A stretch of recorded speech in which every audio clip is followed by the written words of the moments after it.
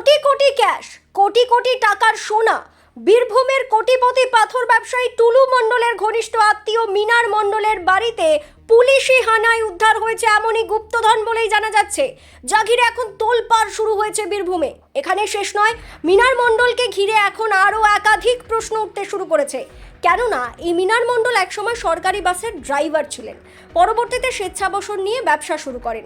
কিন্তু প্রশ্ন উঠছে, কিভাবে এই অল্প সময়ের মধ্যেই বিপুল সম্পত্তির মালিক হয়ে উঠলেন তিনি? মঙ্গলবার গভীর রাতে কোটিপতি পাথর ব্যবসায়ী টুলু মণ্ডলের ঘনিষ্ঠ মিনার মণ্ডলের বাড়িতে হানা দেয় পুলিশ।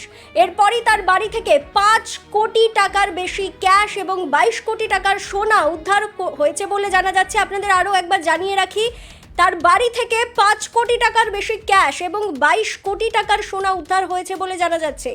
যদিও এই অঙ্ক কিন্তু এখনও সঠিকভাবে বলা মুশকিল, কেননা মঙ্গলবার গভীর রাতের পর বুধবার হাফ বেলা পেরিয়ে গেলেও টাকা গোনার কাজ চলছে। টাকা গোনার জন্য আনা হয়েছে 4 থেকে 5টি মেশিন এবং এই সকল বিপুল পরিমাণ টাকা ও সোনা সুরক্ষিত রাখার জন্য বড় বড় দুটি লোহার ট্রাঙ্ক আনা হয়েছে। ঘটনার পরিপ্রেক্ষিতে বিজেপির বীরভূম সাংগঠনিক জেলার জেলা সভাপতি উদয় শঙ্কর ব্যানার্জি জানিয়েছেন, এই সকল মানুষেরা অনৈতিকভাবে কত কালো টাকা কামিয়েছেন। টাকা গোনার জন্য মেশিন আনতে হচ্ছে, রাখার জন্য বড় বড় ট্রাঙ্ক আনতে হচ্ছে। এই ধরনের কালো টাকা বাজেয়াপ্ত করার কাজ চালাবে পুলিশ ও সরকার। পাথর ব্যবসায়ী টুলু মণ্ডল, সেই টুলু মণ্ডলের কোনো এক আত্মীয়র বাড়িতে মোহাম্মদবাজার এলাকায় পুলিশি হানা। এই ধরনের লোকরা কত টাকা কামিয়ে রেখেছে অনৈতিকভাবে, বেহিসাবি কালো টাকা। যেখানে যেটুকু সংবাদ মাধ্যমের দ্বারা আমরা জানতে পারলাম যে ট্যাঙ্ক যাচ্ছে, টাকা গোনার মেশিন যাচ্ছে।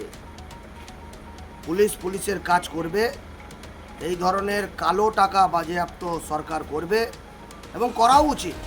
কারণ এরা তৃণমূল কংগ্রেসের আমলে যেভাবে ব্যবসাকে বাড়িয়ে তুলেছিল, যেভাবে অনৈতিকভাবে এই বিশিয়ার থেকে একদম বীরভূম থেকে বোলপুর থেকে কালীঘাট পর্যন্ত তারা টাকা পাঠাতো, সরকারের কোষাগারে সেই টাকা জমা হতো না।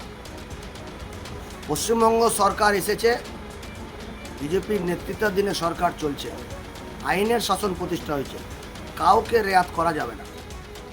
কেন এই হানা, কত গুপ্তধন উদ্ধার, এসব নিয়ে পুলিশের তরফ থেকে আনুষ্ঠানিকভাবে এখনো পর্যন্ত কোনো প্রতিক্রিয়া দেওয়া হয়নি। তবে যা জানা যাচ্ছে তাতে টাকা গোনার কাজ চলছে, এমনকি এই কাজ শেষ করতে বেলা গড়িয়ে রাত হয়ে যেতে পারে বলেও মনে করা হচ্ছে।